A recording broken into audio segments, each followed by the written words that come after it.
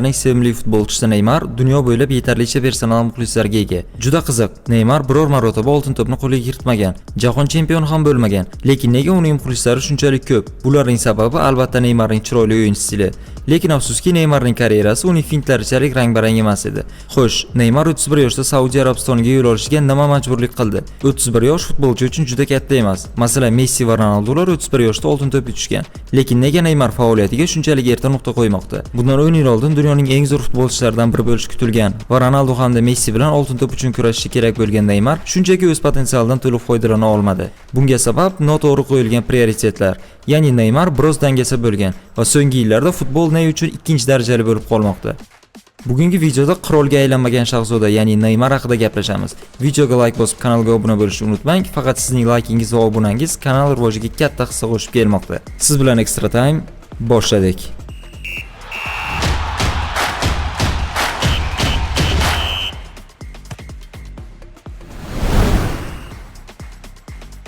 Braziliya terma jamoasi doim super yulduzlar to'p surgan. 2000-yillar boshida Ronaldo Nazario, 2010-yilgacha esa Ronaldinho va 2010-yildan keyingi davrga yangi lider yetishmayotgan edi.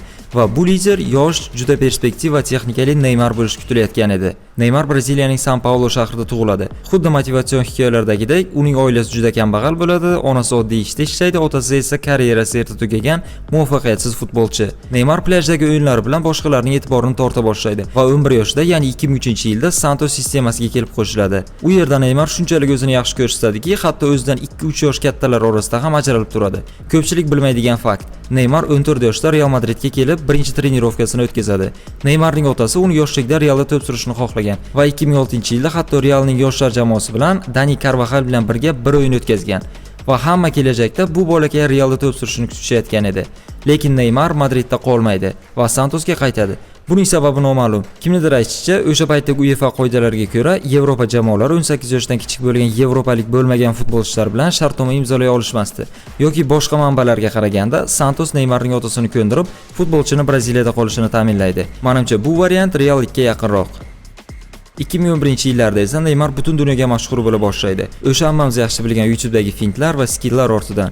Neymar 2010-yilda hatto West Hamga o'tishiga ham oz qoladi. Lekin West Ham Santosga yetarli mablag' taklif qila olmagan sabab transfer barbod bo'ladi. Neymar 2011-yilda shunchalik zo'r o'yin ko'rsatadiki, hatto Pushkish sovrinini ham qo'lga kiritgan. Qo'shimchasiga oltin to'p so'rovnomasida ham buning o'rnini egallagan. Ma'lumot uchun hozirgacha hech kim Yevropadan tashqarida o'ynab turib, oltin to'p reytingida top 10talikka kira olmagan. 2012-yilda esa Neymar shunchaki dahshatli statistikaga qayd etib, o'zining transfer narxini ko'tara boshlaydi. 47 ta o'yinda 43 ta gol va 23 ta assist. Va aytishlaricha bitta intervyu sabab